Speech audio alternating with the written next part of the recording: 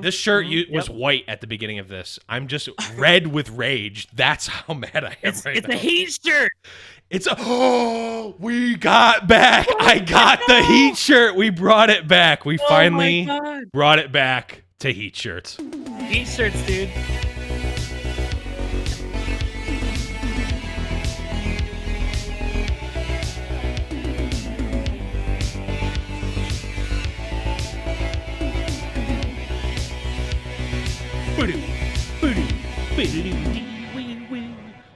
Hello, everyone, and welcome to another episode of Runeterrable Radio. Now, for those of you who aren't sure what Runeterrable Radio is, it is a podcast about Legends of Runeterra. Now, if you're not sure what Legends of Runeterra is, okay. I am your host, Blevins. With me, as always, is Saucy Mailman. What's up, buddy? Not much. We had a very spicy pre-show, so this show's gonna be hot. This is going to be hot, and not only because I'm now under two lights and am actually roasting like a holiday ham. You can see in the video, you can see I'm glazed like a holiday ham. But also because we have a super hot guest on today, and that is none other than Casanova. What's up, buddy? Yeah, speaking of holiday ham, it's me. So, and, with that, I'm excited to be here. It's been, 20 episodes since I last made my appearance here on Runeterrable Radio. So, glad to be back talking about some tea, spilling some tea, and talking about Legends of Runeterra, which, of course, is a card game brought to you by Riot Games. Okay, with so the bits mad. We'll do it later. We'll make sure we're gonna bring it back. Absolutely. If there's one thing I know about this show and the guests and the guests that learn about what the show is that the callbacks will be had. That is. Oh yeah, that is 100% sure. I mean, we got back to heat shirts. I forgot about heat shirts. I just remembered you said that your shirt was white and it turned red with anger. Like the heat shirt. For long-time listeners, that was like our third or fourth episode. It was early. A terrible gag about the body guest? Transferring heat shirts. Was that? Oh, that was Cosmic. I think that was Cosmic's episode. That was like episode 4 or 5, something super early. It was early. Yeah, super early. It was it wasn't a good joke, so it was bad enough for me to bring it back. Yep.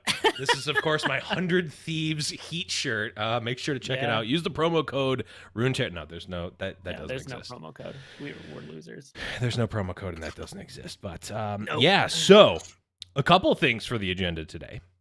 First, we've obviously been all involved in Legends of Runeterra in various ways, playing, casting, all that good stuff. So we'll be talking about what we've been playing, what we've been liking, all that good stuff. But also, Casanova, I know you have a spicy announcement to make about the world of Legends of Runeterra.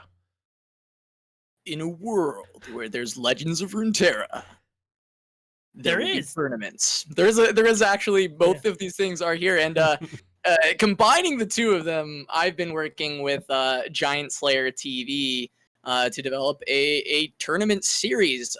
For those of you listening that may follow other games in the Riot space, you may recognize GiantSlayer TV from their Teamfight Tactics content, as well as recently some Valorant content. I know in the Teamfight Tactics sphere, Blevins, of course, has another podcast where he covers TFT. He also voices the YouTube videos for a lot of GiantSlayer. A couple of Valorant videos too, actually.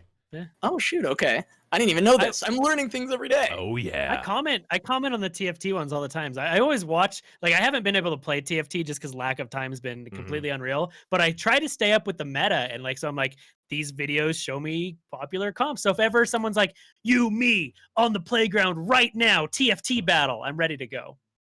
There you go. It's exactly the goal of the GiantSlayer TFT channel, so that in the event where someone approaches you on the playground and challenges you to a TFT fight, you're ready. It's exactly it is the scenario that they had in mind when they made a lot of these videos. It's true. That was the elevator pitch. They were like they're like in a market executive meeting, like, all right, picture this. You're on the playground. Just like that. It works. Yeah. Well, when I was originally contacted, they said, Blevins, you have a voice. Do you want to do the videos? I'm like, I don't know. They're like, well, it'll be really informative for people. They can learn. I'm like, I'm not really buying it. Like, that. Now, what if you could have one lone elementary school kid someday stand up to 7 different and also going against each other bullies in a battle, a playground battle of TFT. I go, you son of a bitch, I'm in. Yeah,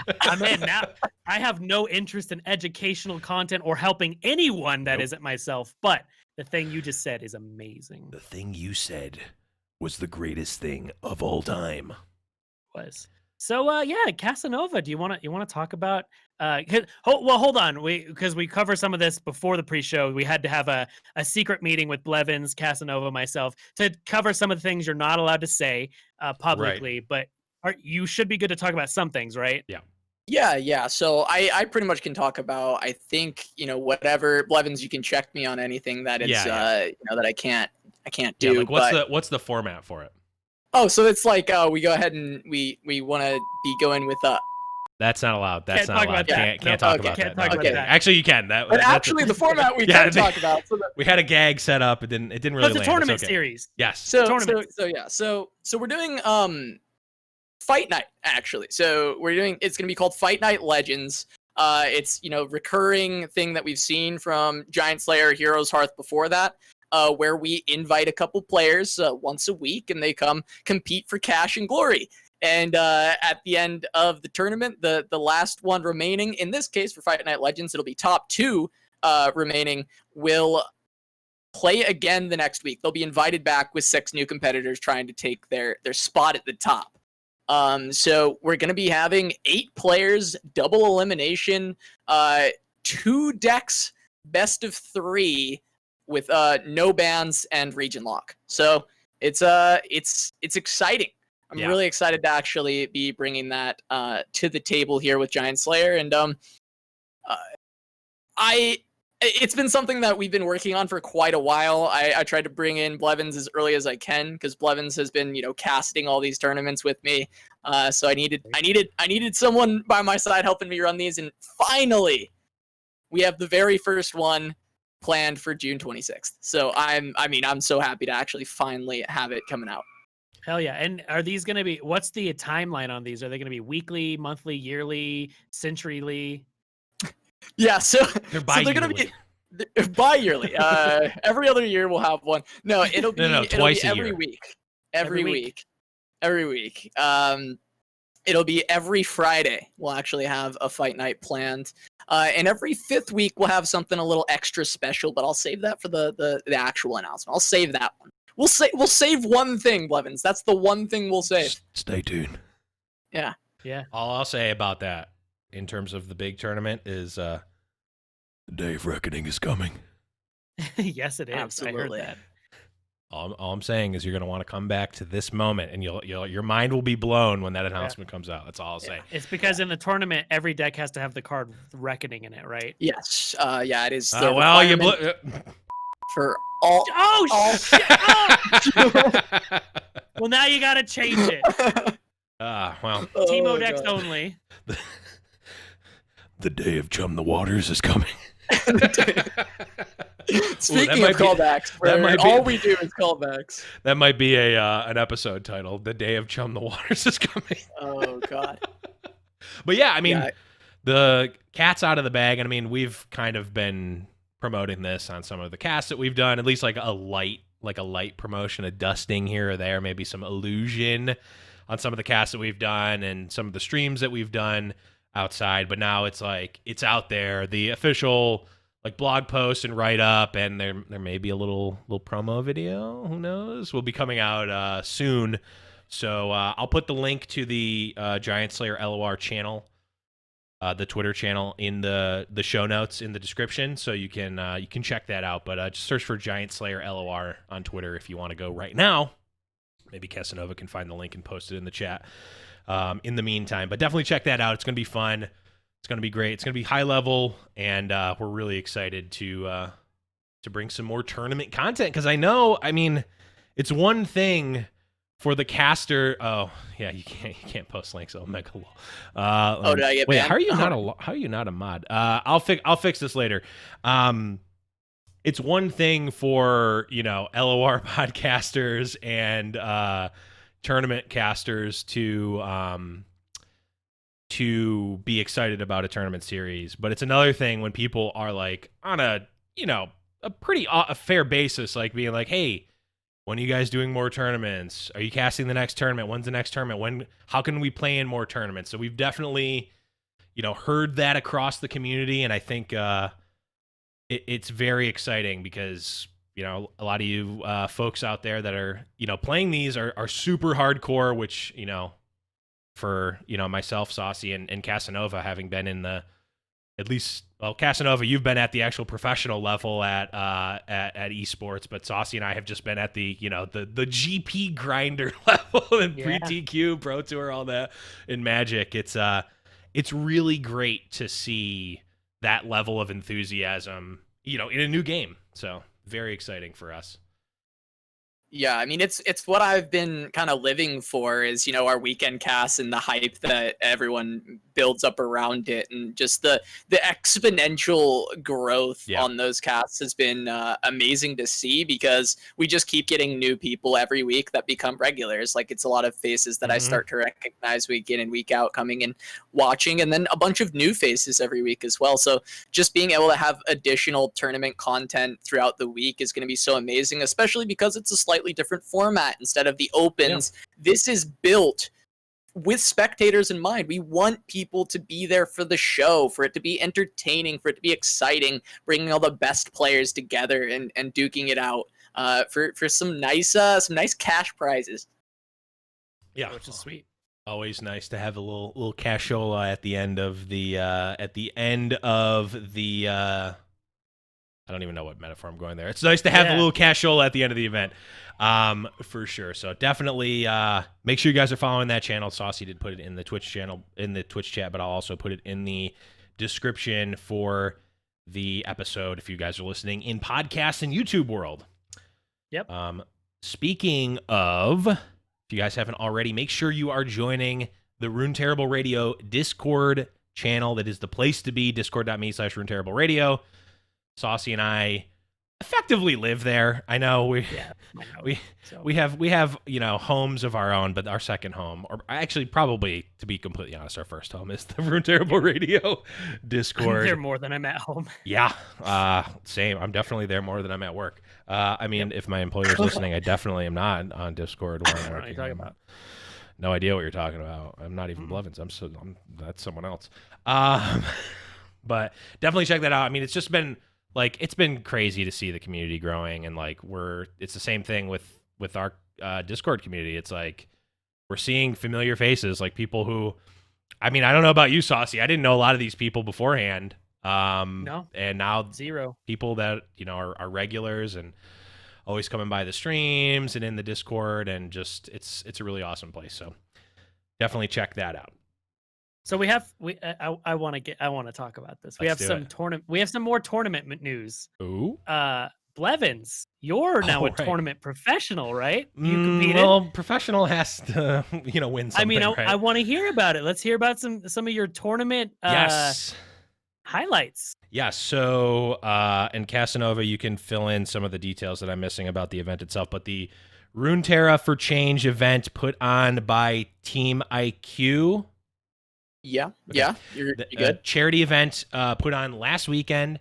Casanova and Miles from Team IQ. Am I getting Miles from Team IQ. Yes. We had it on my channel, and then IQ brought me along to help run the broadcast for the event. So myself and Miles were the casters for that one.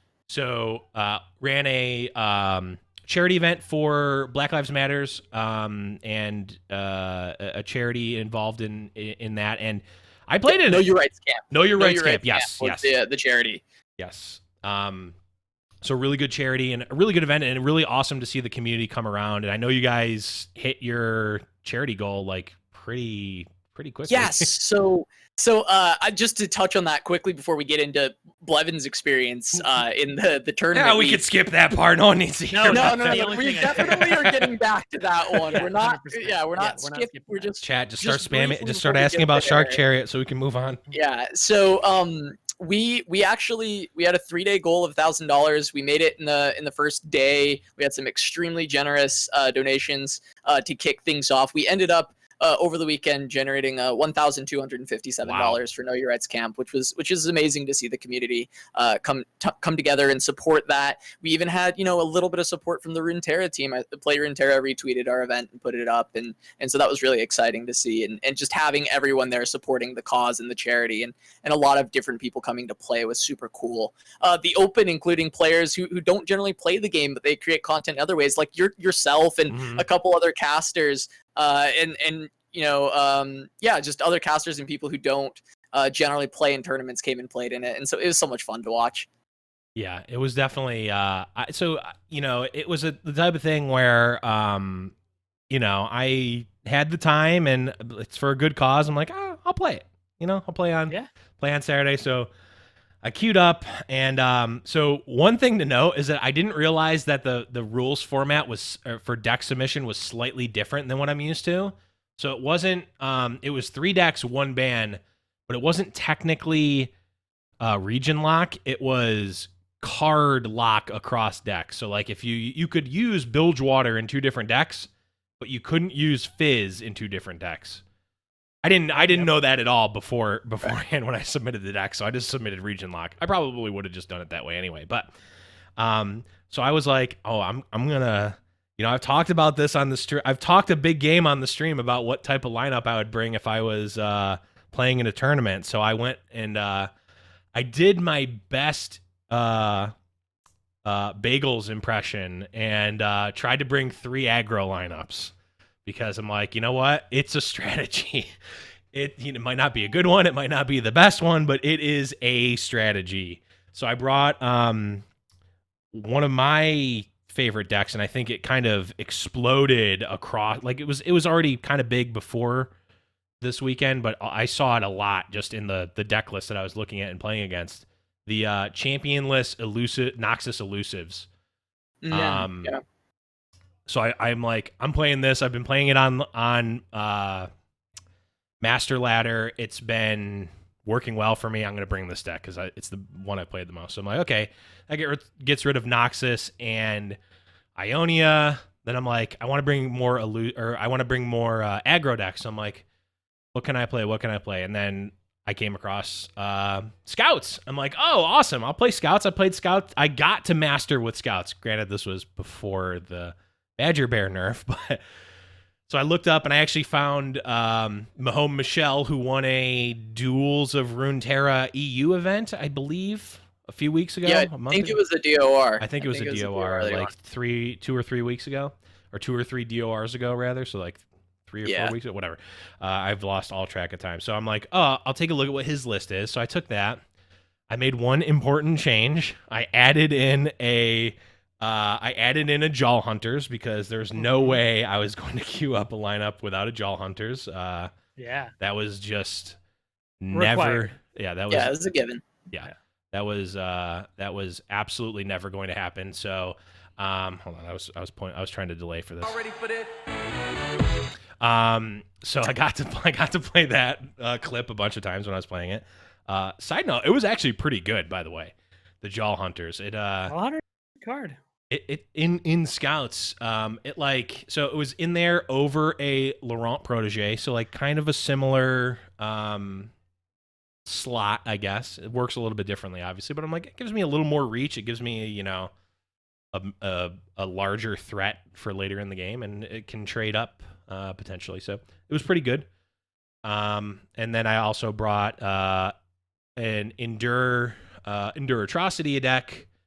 An Endure Atrocity deck, but I went more of the Mist Wraiths and Wraithcaller plan to be a little more aggressive. So it was basically like mono SI with just Fury and Endure. I think I actually cut the Omen Hawks. Maybe I didn't. Maybe I cut those in. It doesn't matter.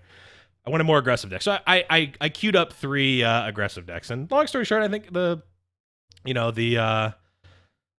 tournament went pretty well. I got 2 losses, which was enough to, essentially get me out of top 8 range. But my losses were to Presto, who is a top 5 EU player in the, and I lost to Cesaro, who ended up top 8ing the event. So, like, I was pretty happy with my performance overall. It was fun. One thing I learned is that I'm not the biggest fan of Smash GG. And I'm putting that lightly so that I don't, potentially destroy future relationships with Smash GG. But my experience as a player that weekend made me feel a lot more sympathetic towards the players and having to use that platform. That's what I'll say. The tournament staff and admins, great. It was run super well. It went super smooth. Smash GG, I could maybe they can use an improvement or something. I don't know, but that was my overall. I had fun. It was great event. I like it. Casanova, did you have any highlights or moments you wanted to bring up from Blevin's performance? Ooh, from Blevin's performance? I think games, right? So we actually cast your set against Presto, I believe, which was a pretty unfortunate set. I actually didn't feel like you played bad. I felt like you played pretty well in all the games we caught. It's just the weakness of an aggro lineup is sometimes you just don't draw quite well enough. And of all your games, I think there was only the one misplay on the back-to-back where you lost your MF to a Devour of the Depths. Yeah. And that was about it. Like, other than that, I actually felt like you did everything pretty properly, but Presto just a little bit overwhelming there. It was like, I mean, it's easier to see this when you're in the caster booth, but I felt it immediately. Like, the second that so Presto is playing deep. He plays a Devour the Depths on my Misfortune. I cast and this is on his attacking turn. I cast a back-to-back to save my Misfortune and pump something else, essentially fogging his attack and countering his Devour the Depths. And on the next turn, I think swinging for lethal or like very close. Like, he's going to be like super far behind on the swing back. He has Maokai's Sap Magic to toss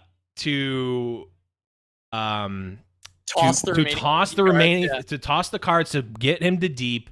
My back-to-back is killed. My Misfortune is killed. His attacks are all of a sudden good because, or maybe they weren't. It doesn't matter. But like, the game is over essentially. Like, it's not literally over, but like, I played it out for like 2 more turns and it was over. It was over. Sap Magic blowout. It got blown up. I mean, for what it's worth, it could have been any of the. Could have been a Jettison. Yeah, it could have been Jettison. It could have been. But it being Sap Magic makes it better because that's a card that isn't in the game. Yeah, effectively not. So, I felt it so much that like that exact moment was the end of my tournament run because like I lose that game and it's like I then have to play Scouts versus Karma Ezreal and I'm like, nope. Oof. Like that game, I was just behind the whole game. It was just That's tough. Yeah. It's really cool that you bring up your lineup because it's actually it's a decent segue to something else that I work on that we didn't really talk about in the pre-show at all, but I figure I'll bring it up because it kind of fits here. So your lineup, you had the Nox Ionia Elusives. It's a deck that was popularized by a Japanese player, and I can't remember which one exactly, but most people caught it from Teal Red. I don't think he was the first one, but I think Teal Red was the one that a lot of the Western players ended up seeing it from. But there was another Japanese player, and if I can remember his name, I'll link it over to you, Blevins. But that had popularized that deck, and it's been sweeping the Americas and European ladder recently as just a really oppressive deck. And then on top of that, Endure has made a massive comeback as just being one of the best decks in the game. And the reason I bring this up, 2 of those were on your lineup. They also make the S tier. For the first time, we have an S tier on the Tempo Storm meta snapshot, which just went live about 35 minutes ago to an hour ago. So of recording this. But yeah, the Tempo Storm meta snapshot I work on with Sero, who you mentioned you lost to. Yes, I sure did. Naviu, Prismaticism, Bruised by God makes up that team. And we just did that meta snapshot in those 2 lists, Endure and the Nox Elusives. That is our S tier. Those are the best 2 decks in the game according to that group of players. So I do think that your lineup was pretty much there. I mean, Scouts are considered quite good as well. Theoretically, there was a better deck than Scouts, but I think you kind of hit the nail on the head with bringing those two decks. I thought that was like lineup wise, you had a really good shot, and came down to playing against Sarah, who also had a lineup that was similar and very good, and then Presto, who is Presto, and that that makes it quite difficult. I was thinking that going in that I was going to be the only one that had anything close to this lineup, and I think let's see, I went 3-2, so I think three of the five of my opponents had the same two of the three of the same deck, so those two S tier decks, and then maybe they had something else. Presto didn't. Presto had a variation of the lineup that he built with Maverick and Fresh Lobster previously. I think his Freljord Noxus deck was different, but like it was Karma Ezreal Deep and some form of Freljord Noxus. So I wasn't expecting to see that, and then I saw a lot of it, and almost everyone banned the Nox Elusives deck, and I think correctly. I didn't get close to losing a game when I got to play it. Like, I led off with it every time that I could, and I won the game rather handily every single time. And quickly. And quickly.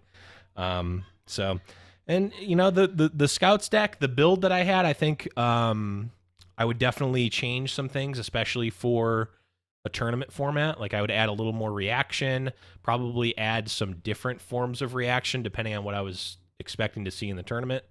But I basically, to be in all honesty, at like 10 p.m. the night before the tournament, I'm like, oh, I'll actually play in this. Let me find some lists. And I just submitted found some lists, tweaked one or two cards so I could have my pet cards in. Already put it.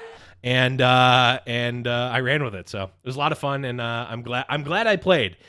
I don't envy the position of a tournament player for online tournaments right now, because I do think a lot of the things that I was feeling, 10 years ago, not 10, probably a lot of the things I felt, when did Hearthstone come out? 2014, 6 or 7 years ago, when I was playing Hearthstone tournaments, are still there, and not for any fault of the game, just the like online tournaments. It's a tough thing, and I love, and I love watching. I love casting. It's not for me to play them. I don't think. I think that's a younger man's game. That's a younger person's game. Well, and the thing is, though, Blevins, is I think that both you and Sarah did like a really good job in the tournament. Obviously, Sarah making a top cut, but you guys did so well that it sparked a copy pasta in Twitch chat that read, "If the casters are gonna always win, then I vote we don't let them play anymore. Tournaments are hard enough with Lobster hogging all the trophies." So that was being spammed in the Twitch chat, and I was laughing. I was leaning into it. I was, that we were talking about the caster buff, and we kept we kept trying to get any caster that was playing in the tournament to be on stream, because, well, it's not often that we get to cast casters playing games. It's not a common occurrence. Yeah. I mean, for anyone, like, the caster buff in tournaments is real, just as much as streamer luck is 100% a thing. 100%. Yep. Can confirm. And let me tell you, as someone who is a caster and was streaming, let me tell you, my luck was off the charts. Full effect. Unfortunately, I don't know how we could have gotten you more luck to where people didn't ban your Nox deck. Man, that would be, I would need to also be a Jedi. So if I was in full Jedi regalia, I could have just, when I went into Runeterra ban, I could have just said, "This is not the deck you're looking to ban." Yeah, they're like, "Oh, this deck doesn't seem good." That doesn't even have any champions in it. It can't be good. Yeah, you need champions in this game. Yeah. Oh, it must be. Do you remember when that was like a hot debate when the game was like very brand new? People were like, there's never going to be decks that don't run champions. They're just too powerful. Yeah. Cut to day 2 with champless Freljord SI control. Yeah, that, and I mean, I really, and I guess we can kind of transition, because I think it's a good topic and a good conversation. I think it's a really healthy place to have a good mix of decks where, like, champions are just strong cards, but they're not like, well, let's put the 6 champions in our deck and then let's build, right? Like, I think that's what a lot of people do. And like, it's funny because every time I build a deck that only uses like one champion, like 3 of that champion, or not, like I was playing a deck where we were playing with only 2 Katarinas, and that was the only champions because we were just trying to make it use of rally effects and whatnot. But people get so mad. I'm like, if I'm only playing Misfortune and no other champion for say, people are like, well, I mean, what other champion you're running? I'm like, there's nothing else that really synergizes with my game plan. Like the cards I'm running make more sense, but you could be playing. I'm like, it doesn't, like, you don't have to always have 6 champions. Yeah, I was I don't know why, but last week I just like got an inspiration to like actually build some decks. Granted, they weren't very creative decks. They were degenerate. Like, how can I make more aggressive elusive decks? Okay. Like, I'm like, ooh, I can, let's see. Freljord elusives is good. What if I cut Freljord and run Bilgewater instead?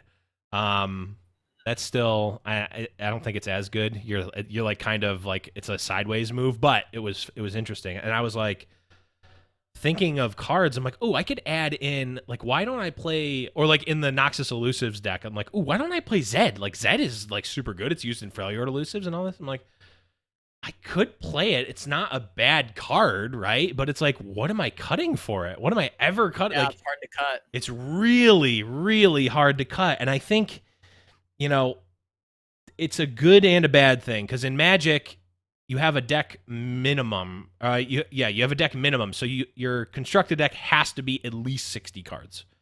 You can have 130. You can have 1,000 cards. I mean, technically in tournament, you have to be able to shuffle it. But like theoretically, you can have 1,000 cards in your MTG Arena deck. But you have to have at least 60. I kind of like the fact that LOR is like you and Hearthstone, for what it's worth. You have the deck minimum and the deck maximum. You have to play that number of cards. Yep. Can't go over, can't go under. Because it's kind of like, when you think about it at like a higher level, like 61 cards is just worse than 60 in like 99% of the times, right? Like there's some cases where like the land, you can add an extra land or cut a land and like statistic, blah, blah, blah. Like you can get into the super deep math of it, but like those are like master. I'm not talking about the rank. I'm talking about like master level. I was going to say magicians, Magic players. Yeah. Master level magicians. That are taught, like Frank Karsten is one that comes to mind. That's like a super like stats guy and is like running like simulations and whatnot. It's like, actually, you can run 61 cards in this deck and you can add an extra. It's like, okay, yes, in the weird corner case, in 0.0001% of your decks ever, you can run the extra card and it doesn't make a difference, or it's better. But like, it's just better in almost every scenario to just run the minimum number of cards, because you're running the cards in your deck for a reason and you want to draw them, right? Like you don't want to draw random cards. So I mean, this is kind of off topic, but it made me think of it. It's like, I like the fact that you can't have 100 card Runeterra deck. Yeah, I agree. It'd be interesting to see with the new game modes coming out, if they had a fun mode that had no deck maximum or just no deck restrictions. Yeah, I like the no deck minimum, because I actually had someone ask me if I didn't have the restriction, how many cards would I run in a burn deck? Actually, like how many would I actually run in burn? And I think the answer is probably around 15. Yeah, because you should end the game like by that time if you're playing burn, if you have like a perfect draw every time. Yeah. And so if you ran like 15 cards, you could have that perfect draw. So it'd be interesting to see, like, because it would be in one of those like for fun game modes, right? Because it would get incredibly 100%. Broken when you have only you immediately make it not for fun. Yeah, you can like burn. right, exactly. Because you would find like these ways that you can get the perfect draw every time. So it'd be like decks getting the perfect draw against each other almost every single game, which is, in my opinion, not fun necessarily, but I think in a for fun game mode idea, it's kind of interesting. It'd be interesting to see that kind of no deck minimum. Obviously, that's why we have deck minimums. That's why they exist. Yeah. But yeah, it is an interesting concept to think about. Yeah, I agree. Like, because if you think about math, like the less cards you have, the better like more consistent it's going to be, especially for your mulligans. So you could play like the perfect Fiora deck that has every answer you need. Like there's a lot of things that get very, very degenerate, and especially anything that is a quote unquote alternate win con just gets better when you can adjust the numbers. Yeah. I mean, I think like thinking about it, it's super fun, but in practice, there's one level 1 deck, let's say it's Burn, that's really, really good. And then there's a deck that can beat that. And most in these types of like super degenerate strategies, they're not playing on the same axis, right? So like you're not even able, like the first thing that I thought of was like, oh, well, I'm just gonna play a 20. How many cards are you starting up to hand? 4 or 5? I'm gonna play a 16, or I'm gonna play a 20 card deep deck with all the deep cards, and like and just like immediately, or like just have Maokai's, right? Like it's like, oh, you have Maokai, you automatically draw Maokai and you mill your opponent's whole deck, which, I mean, maybe that's not super good. Actually, it's probably insane. Who am I kidding? Like, the Maokai deck's probably the level 1 deck. So it's like, even if you're playing Burn, does that actually even... Doesn't even work. What's that? You'd have to toss them. You'd have to toss the cards. You wouldn't even have enough cards to toss. Oh, you're right. That's not how Maokai works. Okay. No, you're right. I'm thinking of Deep. But Deep in general, Deep if it is still 15 cards within, it'd still be... That'd be pretty nutty. But yeah, it's like all fun and games until someone brings Burn, and then it's not fun anymore. So, well, I think you have to, like, it's hard when you like open the floodgates immediately to something like that's that degenerate, because it's like in Magic you have Standard, which is the new cards, and usually that's like pretty tame. Sometimes there's combo decks, sometimes there's degenerate stuff. I know if you're talking about recently, I know the current Magic players don't need to flame me for underselling this, but for the most part, Standard is not super broken. Then you get into, you know, what used to be called Extended is now called like Pioneer or something like that, where it's like there's a bunch of them. There's a bunch of them that like go further back, and it's like opens up more cards that are playable. And the bigger the card pool, the more degenerate the card pool gets. And then you get into something like Legacy and Vintage and even Modern now, which has been out for what, 15 years now? Has it been? While, no, not that long, but pretty, like it's got 15 years worth of card pool in it. Like those formats, like even though like the possibilities of what you can play are way higher, there's like bench posts for what's actually playable, because it's like, oh well, if your deck usually wins on turn 8, you can't possibly play that in Modern, right? Unless you're playing something super reactive, because these decks are able to win on turn 4 or 5, stuff like that. So like even though there's way more possibilities of what to play, there actually isn't, because it narrows it down. So like in this format that we're talking about, you can play any number of cards in your deck, but actually you can't, because you have to be either playing Burn or able to beat Burn in this scenario. So I think it'd be super cool to open up, but I think it's like the Hearthstone Tavern Brawls, where they do stuff like that, where it's like you bring 5 cards and it populates your deck with copies of that. It's like, yeah, you just find whatever infinite combo or thing that wins on turn 1, and you just keep doing that until you get your stupid pack, and then you never play it again. That's what it always boils down to, right? Yeah, it somewhat does. It's kind of like how, you know, in League of Legends they have like ultra rapid fire, and then they have to ban certain champions baseline because they just completely break the game mode and make it unfun. But that one, because they banned those champions, they've made it still like a fun game mode for a little bit for people to play. And I think that's the goal that Riot will have with these like 4 fun game modes that they've said they want to bring to Runeterra eventually. I don't remember if the dates were actually there for those. But they said July or something in one of the infographics. I think. I think so. Yeah, I think it was July. I think you're right. But it would be. I think they'll look at it from that same philosophy, as trying to make sure that it's fun. And if they see ways that the format gets completely broken where it's not fun, then they'll try and correct that. Yeah, I think if it's meant to be, like, I guess it really depends on what is the goal for these 4 fun game modes. Are we trying to just have like a weekly fun thing? Then maybe they put those limitations on it. Is it like a static game mode that's just there for just to have it? Is there any sort of like, I don't know, is it kind of like Expedition, where it's kind of like its own ecosystem and maybe you get like little bits of prizes or something? I don't know.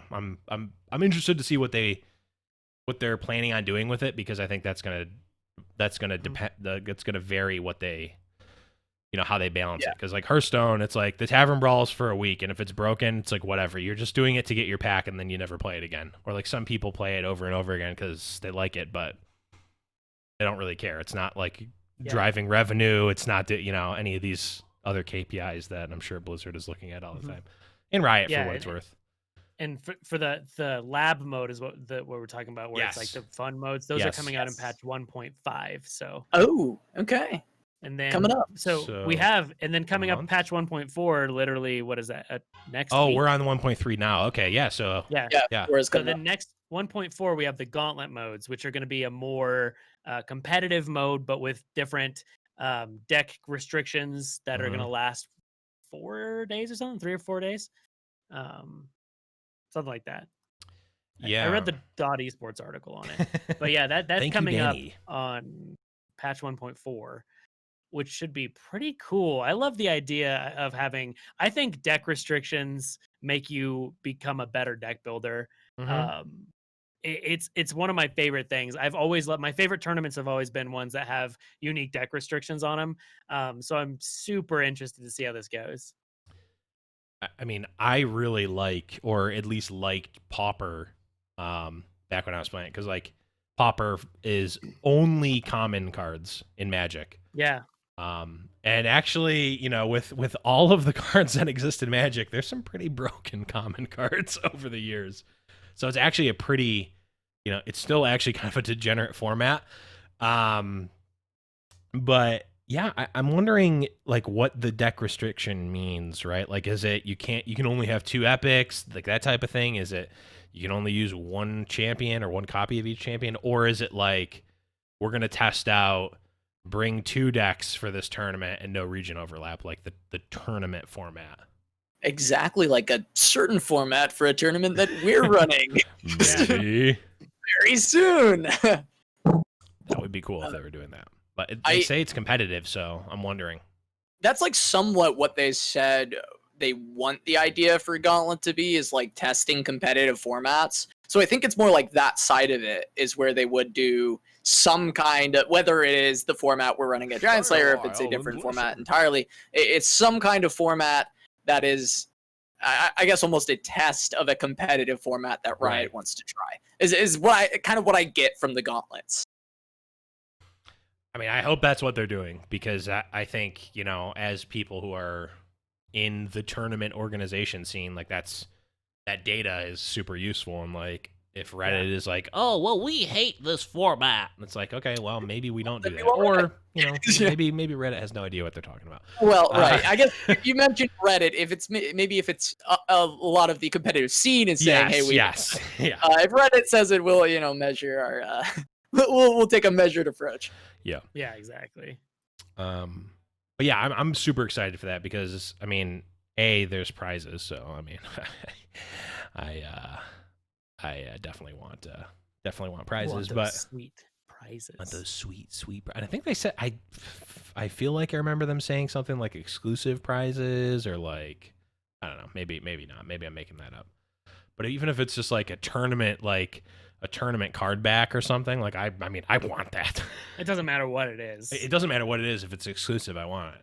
End of the day, Gauntlet is just going to be great content for Legends of Runeterra. I know some people struggle with content right now in the game just because of the fact that the ladder is a little bit borked.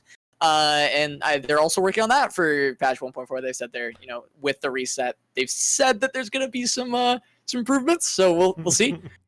They've said it before. I believe in them to get it right eventually. I'm just not confident that, hey, 1.4, the ladder is going to be perfect. But I hope it is. I hope that get proved wrong. I would love, like, we would love that, but totally correct. Yeah, I don't know. I think eventually I have confidence that Riot will get it right. I just don't know when that exactly will be.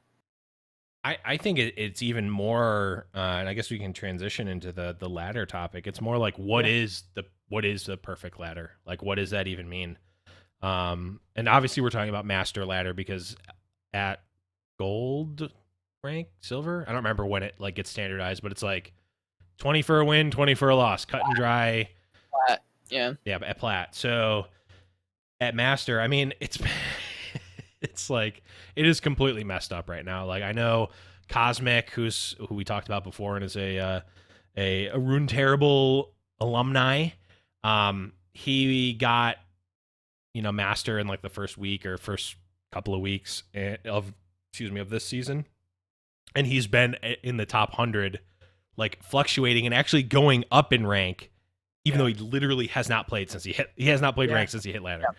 So he's just like been between rank 101 and rank 89 on the master ladder without having touched the game. Or not touch the game, touch the rank. The ladder, yeah. A lot of people scrim instead of playing ladder nowadays because ladder, it feels bad to play ladder, and we don't want it to feel bad to play ladder. We want to feel good when we're playing ladder. Yeah. I think that for me, it's hard in a card game to make a perfect ladder system. If we look at something that's like ELO or LP or something like that, it either comes down to just who grinds the most games, or it gets to a point when there's too much of a difference in ELO where you can't find a good match, and then we have the same problem that we're in right now, or at least a similar problem to what we're in right now, where you have, say, a 3,000 ELO rated player queues up, and then another master player is still master, but they're 2,100 ELO. Right. And then you have such a discrepancy that win, the game, you get 2 points, or you lose, and you lose 150. Yeah. Right. Which it doesn't make sense because this is a card game, whereas no matter the skill gap, there's still a percentage chance that the lower skilled player can win. Yeah. And that percentage is much higher than any other game where we would use the ELO system, right? Like if you look at chess, the chance of a low rated player beating a high rated player is like less than 1%. So it does make it quite hard. Yeah. And then you also run into, like, if you put too many restrictions, like, if you can only play against players that are, X number EOL different from you, then like you run into, you takes 30 minutes to get a game. Yeah. And like that also feels bad. Like we had that happen with Hearthstone when they started doing, they were trying to do ELO rated matchmaking. And, if you got to the high level of masters, early, you literally, there was a night that I think it was 30 some minutes before I got a game on stream, and I was like, can I even stream this game anymore? Like, I don't know, like, we're just sitting here for 30 minutes waiting for a game. So it's hard to balance. Part of me thinks that an LP system is actually the better system, and you do just reward grinders. Like, if they're grinding enough games and playing enough games at a good win rate, there you go. They're gonna climb up the LP. The Riot has this LP system that they have for TFT that they have for other games. Allow it to be implemented. I mean, there are games where you will probably gain more LP than or lose more LP depending on the person you're matched against. But making it so those numbers are minimized and not having the swings of like losing 100 points versus gaining 2. Right. Instead, making it more like maybe if you queue up against a diamond player, you would gain like 8 and lose like 32, and this is in LP, so like that's still more manageable. And make these manageable gains, and then it comes down to keeping a consistent high win rate over a large body of games to be a rank 1 player. And I think that at the end of the day, for a card game, grinders should be the ones that are rewarded in the ranked scene. It shouldn't be someone plays 90 games, has a great win rate, and are undethronable. It should be you play consistently, you keep a good win rate, you play a lot of games. There you go, you're rank 1. And that's how I see it. I think going to an LP system, doing it that way, measuring the gains and the losses, basically taking into account the fact that some games, like the game is a card game and there is a percentage that you'll lose no matter what. That's how they make the perfect rank system. I don't think there is a perfect rank system for a card game, but I think that would be the best, in my opinion. Yeah, I think it really like at a high level, you have to define what should the number 1 player on ladder be. Should it be, what does that actually reflect? And I think like you said, Casa, it's a combination of like person who's playing consistently and has a high win rate across a lot of games. I don't think like the sort of fantasy or the dream of like, okay, I'm going to go in, I'm just going to spike this and I'm going to be the number 1 player in the world. That's for tournaments, right? You can, all you need is, the dollar in a dream, or the chair and a chip, analogy from poker. That's for tournaments. That's not like the chair and a chip thing. It does not work for a professional poker player. And people who are professional poker players will tell you that's just a marketing ploy to get fish, to put more fish to play the game, right?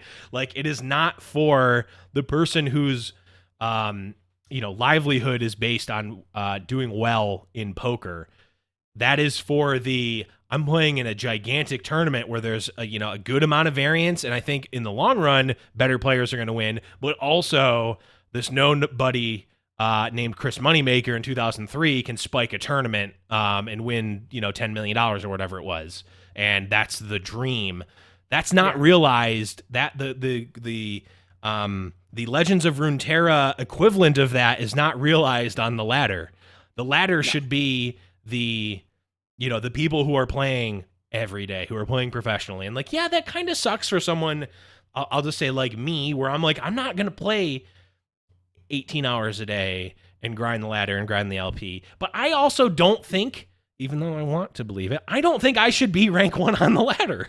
Like, that spot is not for me. Now, I can play well. I can play, I can join a tournament and I can spike a tournament and win a tournament, and maybe that qualifies me for a pro. Like in Magic, like you can play in one PTQ, win that PTQ, get an invite. This is the old. I don't know how it works anymore because the Wizards irreparably damaged everything. But you used to be able to. I can just bring my deck or whatever, go to one PTQ on a weekend, play for 8 hours on that weekend, or 10 probably, win the tournament, get my red envelope that says you are invited to Pro Tour Honolulu, and then I can do, at Pro Tour Honolulu, I can win that tournament, and I can be Pro Tour champion of PT Honolulu 2027. I'm predicting it here now, by the way. Blevins wins Pro Tour Honolulu 2027, and I only played in 2 tournaments. Yeah. Should this fictional, never going to happen 2027 Blevins be number 1 on the ladder? Absolutely fucking not. Does not deserve it whatsoever. But if you're good and you play inconsistently, but you play well in short bursts, you can win a tournament. And I think those 2 things should be related in some ways.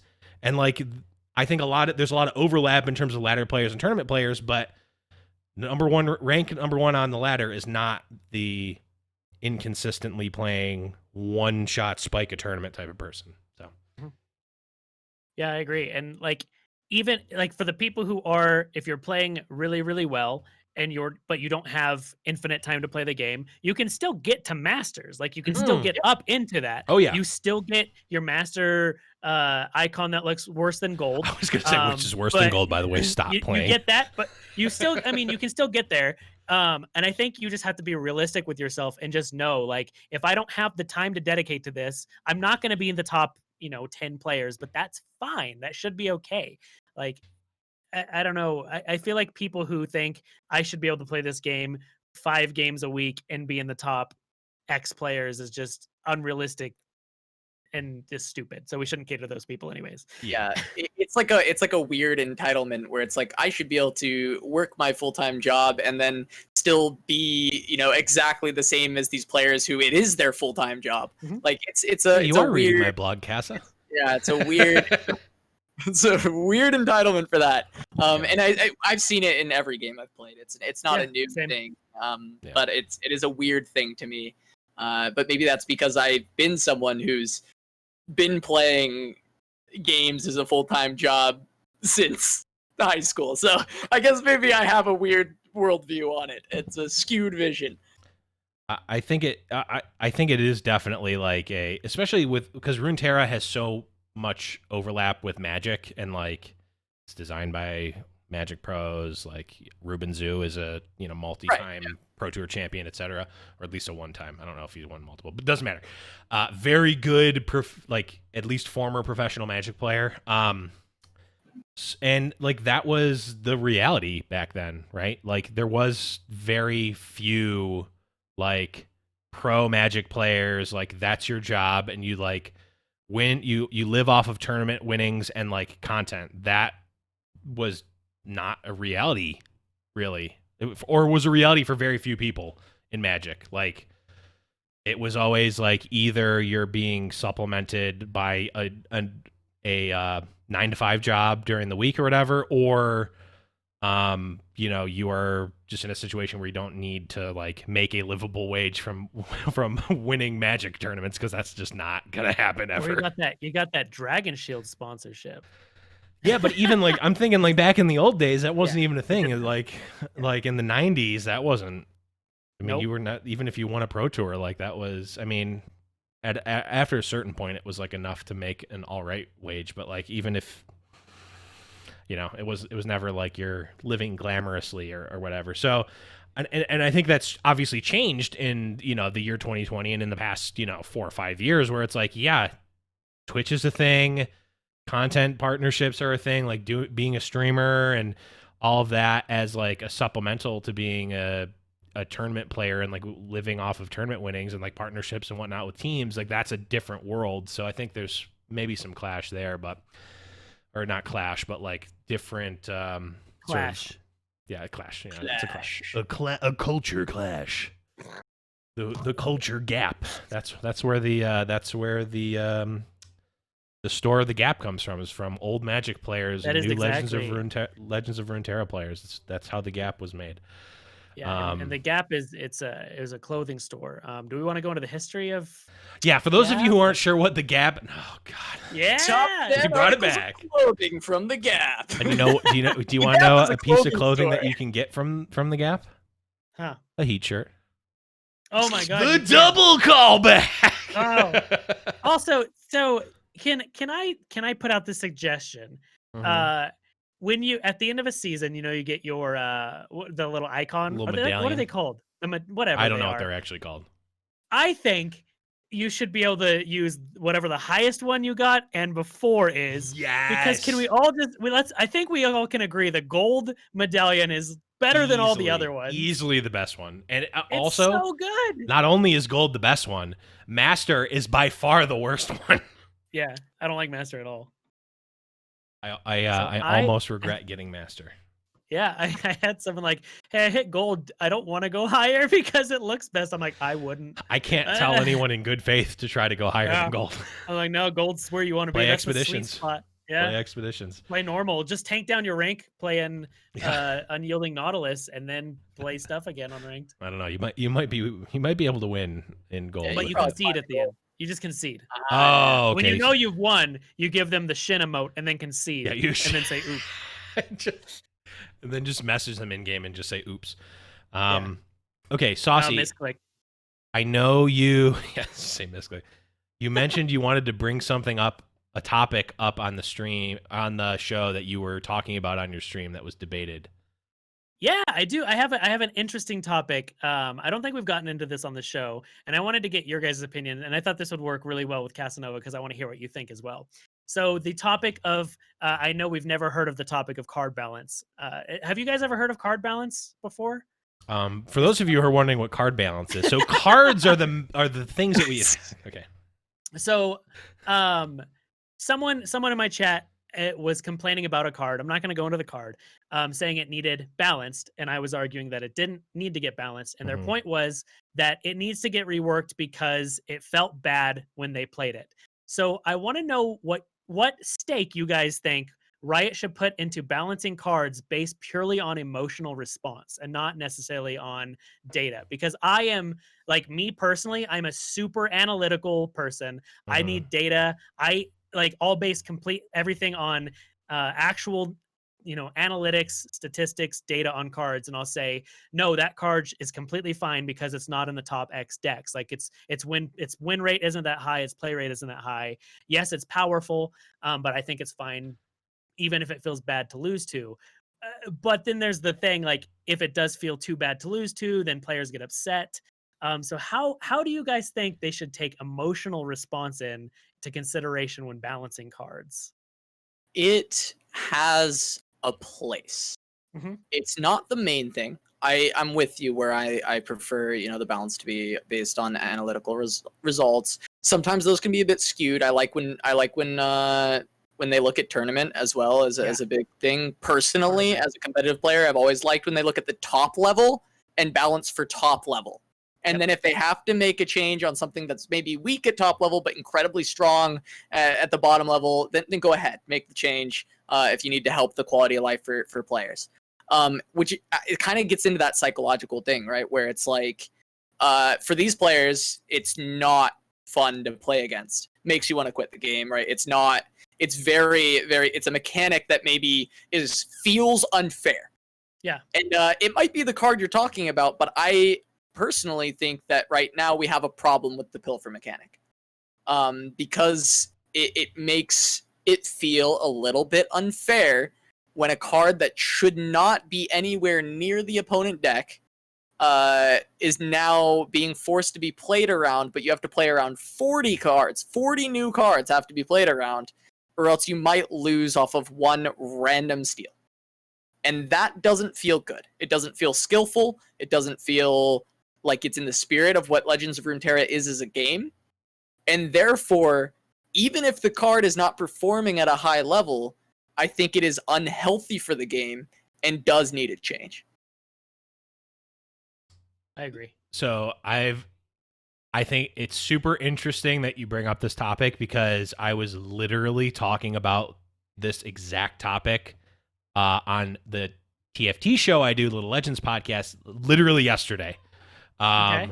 Because if anyone's familiar with TFT, Urgot right now is like kind of a feels bad because he literally his ult one shots a champion. So that's kind of like, but like it's not super. It's performing really well in a certain scenario at high level when a Thresh pulls it in, but it's not like overall he doesn't feel broken. So we had the same exact conversation of like, it's not actually performing super high, but people feel super bad. Feels super bad, kind of like Phantom did in set one. I'm going super deep in TFT now. These are true. How Phantom felt in set one, where it's like, you're essentially randomly killing a unit. It doesn't feel like I could play around it at all. It doesn't feel like I could do anything about it. It just happened, and you won essentially a die roll. And you hit your nat 20, and I just lost the fight because of it, and therefore like that feels really bad. I don't want to go too deep into that specific example because I don't know how good I don't know what the stats were on Phantom in that set, so like maybe it was broken, but like the Pilfer specifically, I feel a little bit different about Pilfer specifically, because I think I don't feel as bad about losing to my own cards. And I don't know why I don't have that like psychological thing. I think that those cards are a problem, or possibly a problem right now, because they're so efficient. It's a 2-mana draw too. I get buried by the card advantage. It doesn't even matter that they're random cards, whether they're from my deck or from my opponent's deck. It would actually, Pilfered Goods would be better if it was from your own deck, right? Like 2-mana draw 2 cards from your own deck would be theoretically better than draw 2 from your opponent's deck in most cases, I think.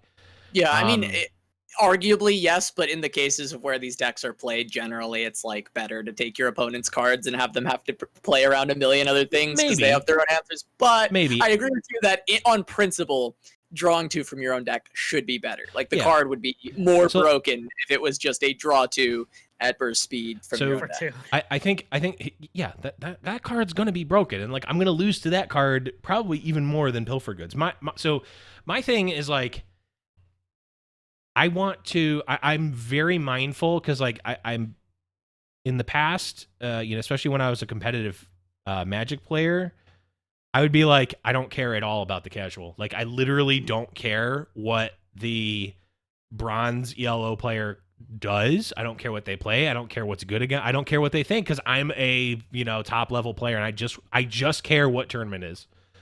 I'm very mindful to not do that these days, because I think it's important, like you said, how a card feels is somewhat important. I think we're all in agreement of like it has a factor, but it's not the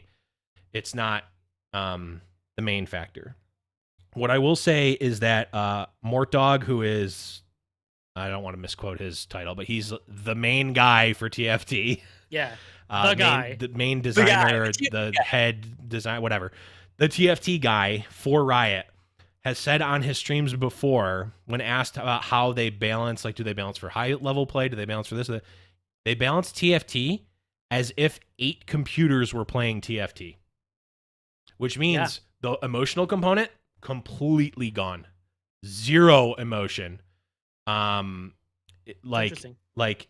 Urgot is a feel bad. It doesn't matter. It doesn't win at this percentage. Now I don't know.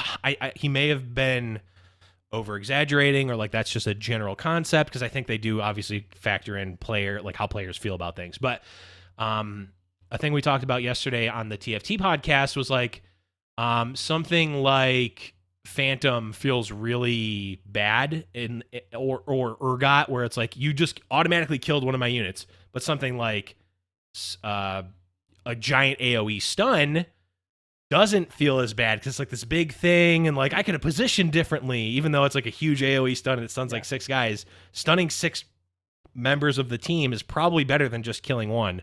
You can argue about whether it is or not, but you get the point I'm making. Is like a big AoE stun that happens 4 seconds into the fight is probably even better than just automatically killing one unit.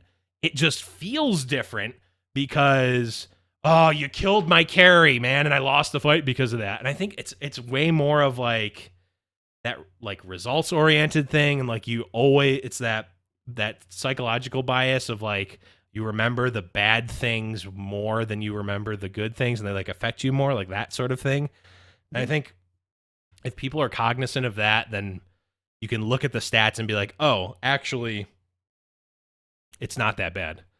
Now, the last caveat I'll make is that you need those, like when we're saying we're looking at stats, we need to be clear and consistent at what stats we're looking at and what stats are relevant. And like, it's like, well, across all levels, Ezreal has a lower win rate than Darius. That's the meme that gets brought up all the time. It's like, well, what about master rank?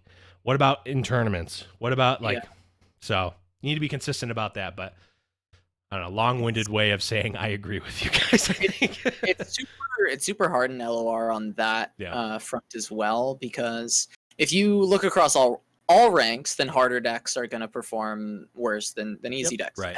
Hence the Darius meme, right? Mm-hmm. If you look at Masters levels, a lot of people, because Master is completely broken, don't care about their rank at Master, and they play just random meme decks. Right. So we see it skewed. And that sounds like, oh, that should just be a small case of players. It's actually kind of the majority of players I just can mess speak around to that at Master personally. And so that skews so much data.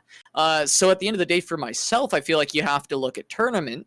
But then when we look at tournament, there's things introduced like bans and other different in region lock, which then skews the data for if they're balancing the game just in general for the average player who will never play a tournament, but they will play ladder. So it puts Riot in a very difficult box here when they're trying to balance. And I feel for them on that front. And so that's why I actually have been very impressed with a lot of the balance changes that they make. Because I think it's probably quite hard to balance this game in general, because the data is going to be really, really skewed. And, that's one of the reasons that for right now, we even, for GiantSlayer, decided to go away from the ban format. And we even see DOR doing the same.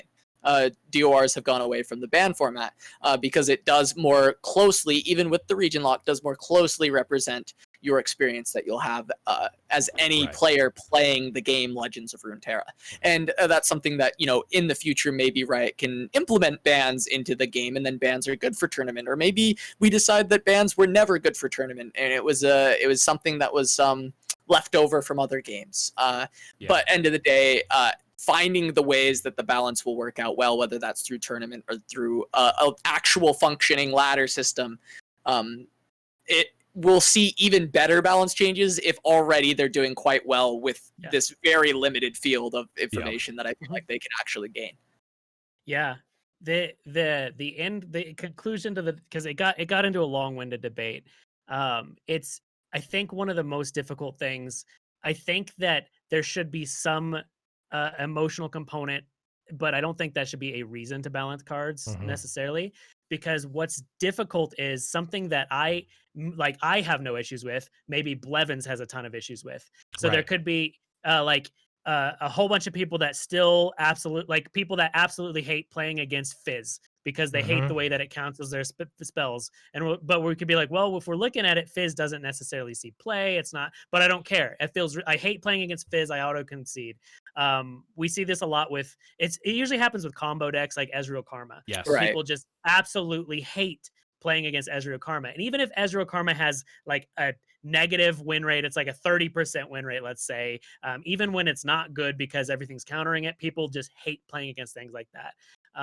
So it's very interesting. We see, I think right now, one of the hottest ones obviously are all the pilfer mechanics. And like, I personally I don't care. I'm fine with them, but I'm just different. But Unyielding Spirit's one that also comes up all the time. Oh, People that's like, true. Yeah. Card is completely broken, needs removed from the game, and we're like, well, let's take a step back and look at it. Like, is it actually completely broken? Like, I'll bring up the point. Like, if that's the card that tilts you so much, why don't you play a deck that does really well against it? Play Will of Ionia. I don't want to play Ionia. Okay, well, let's circle back. So it's interesting. We have a lot of cards in this game that have that trigger, and it's a card game. This happens in Magic and Hearthstone and all of them. Like, there's certain things that just trigger certain players, or tilt certain players that don't tilt others. So it's really hard to balance that way, especially if a card's not seeing high results, but you just hate playing against it. I don't think that necessarily is, cause for instantly we need to go and rework it. Yeah, it's just hard. It's a very it's difficult. It's difficult as a game designer for sure. Yeah, and I mean, we saw Hearthstone, I think, at least early on, be like super conservative in the ways that they approached like things that air quotes feel bad. Like Hearthstone from the beginning was like, we are never going to let you interact with your opponent's hand in terms of like discarding stuff. We'll never make a card that says, we'll never make Mind Rot in Hearthstone that says discard 2. Now, I don't know if they've gone back on that. There's some like, what was it? What was the 2 mana 2/6 taunt?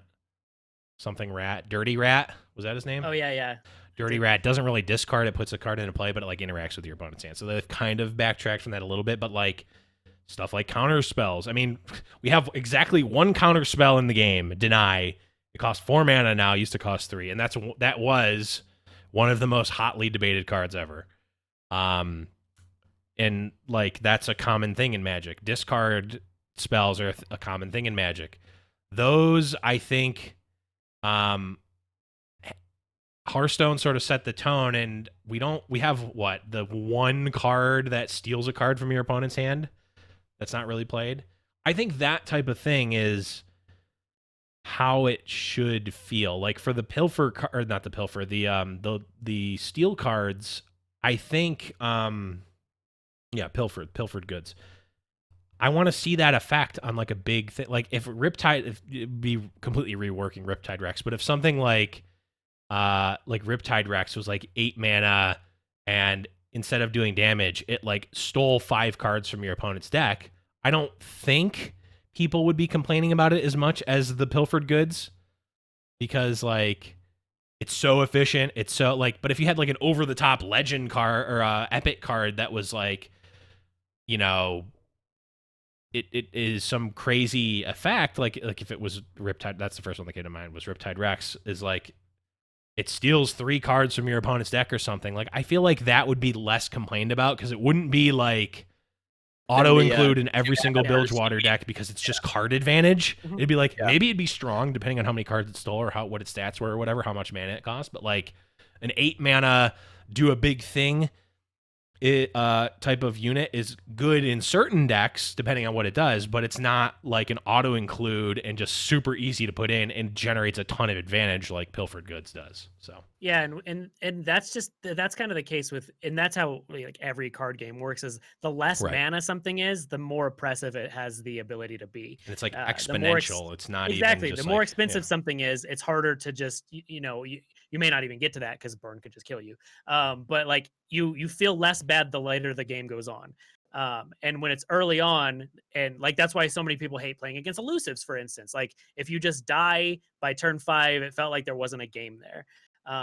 So and I guess I have to go back and reconfirm this. I don't think Ezreal Karma has a 30% win rate. I was just giving a theoretical example of a potential thing. Saucy, so you know that it actually has a 52% win rate? Yeah, because apparently I needed to let you guys know I wasn't giving specific actual data right now of that specific deck. It's just an example. So there we go. I said it. it's just an interesting thing to think about. Yeah, I also think, and I won't go too deep into this because we've been going on and we're getting close to time here, or we're actually kind of over time, but that's okay. I think not even necessarily like how player like having it be a feel bad, because I think that is important, but like the other side of that coin is like how fun is something. Like we're talking about like tournament level play and high level ladder play and stuff, and whatnot, but like, what about fun, right? Like you need to like, I think the stealing cards mechanic is it can be fun. And if it's on something, like it feels like a Hearthstone card in kind of a good way, right?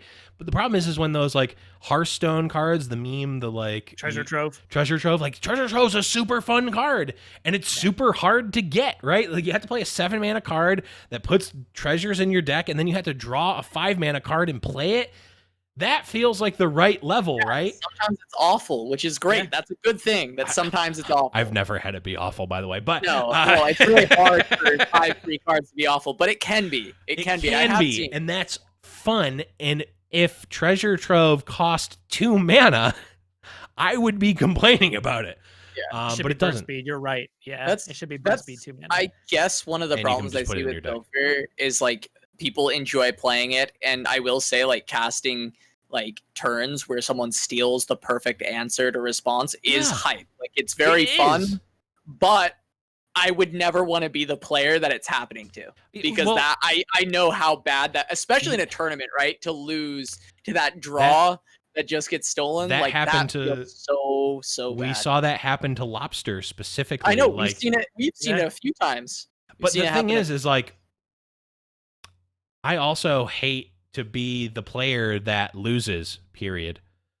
Like, you know, I hate to be the player in the game that lost to a card. Right. Yeah, everyone does. Yeah, and there's varying levels of like, oh, I hated playing against this. It's like, well, did you win the game or did you lose?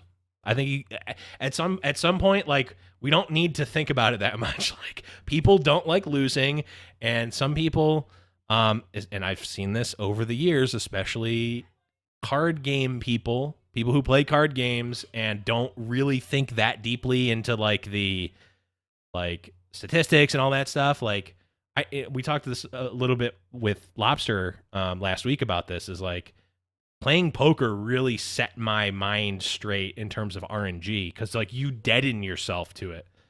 It doesn't matter what actually happens in the hand. If you made the right decision, that's all that matters. So it's going to pay off in the long run. People that play card games, I've found, don't think like that, and that makes these things like pilfered goods hurt so bad. Yes, you remember that time that your opponent grabbed, what was the thing that killed Fresh Lobster? It grabbed like the Shipwreck Hoarder into the Jettison or something. It was some sort of deep card into Jettison, because like the deep card. And then it drew the plate worm egg. Yes, yes. Oh my god. Okay, that was insane. But that's an amazing. So the flip side, like, yes, that sucks for Fresh Lobster. He lost a game. Yes, that sucks. The flip side is that the person who played that, I don't remember who it was, will probably remember that forever. We're going to be talking about this forever. We're talking about this a month after it happened. That's an amazing, like, hype moment. That's all positive things. Yes, the person lost, but what about the like 12 other times that Pilfered Goods was cast that tournament against him, and they got just 2 random cards?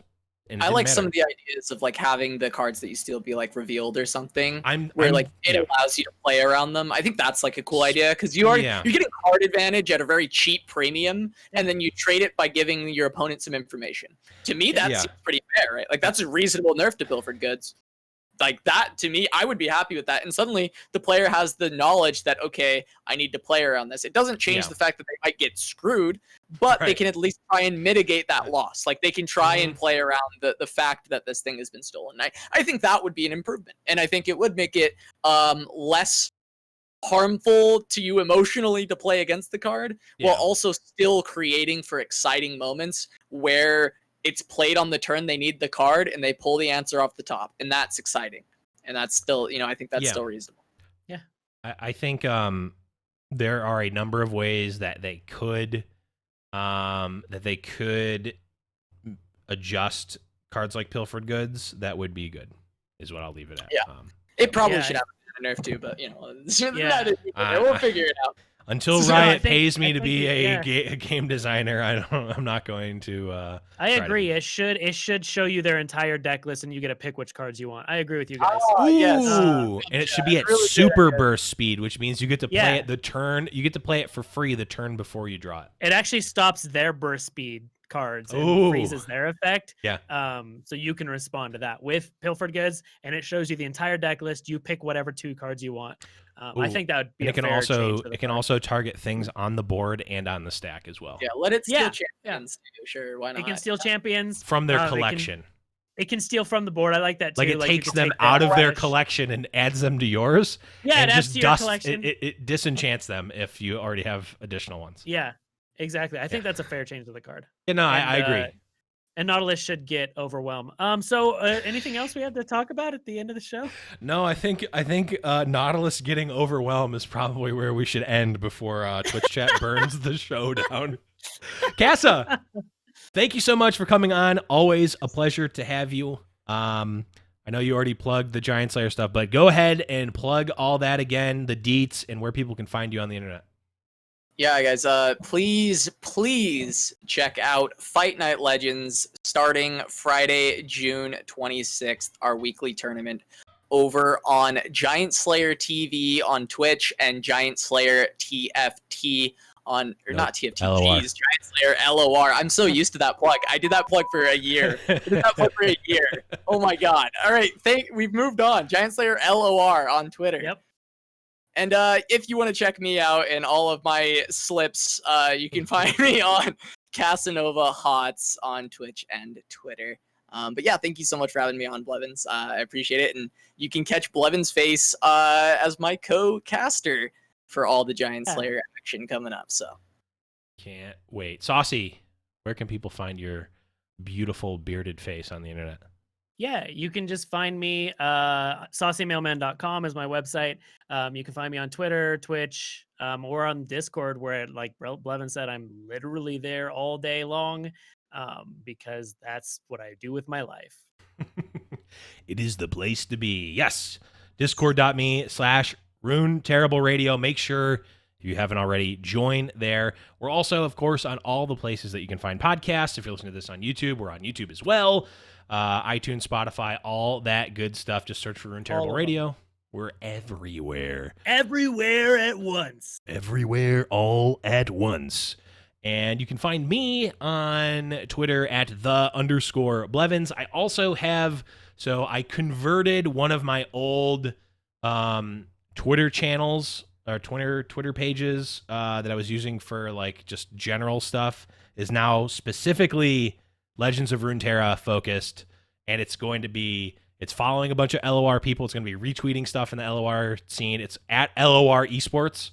Check that out as well on Twitter, because I'm going to be retweeting and all that good LOR stuff. But that is going to be it for this episode.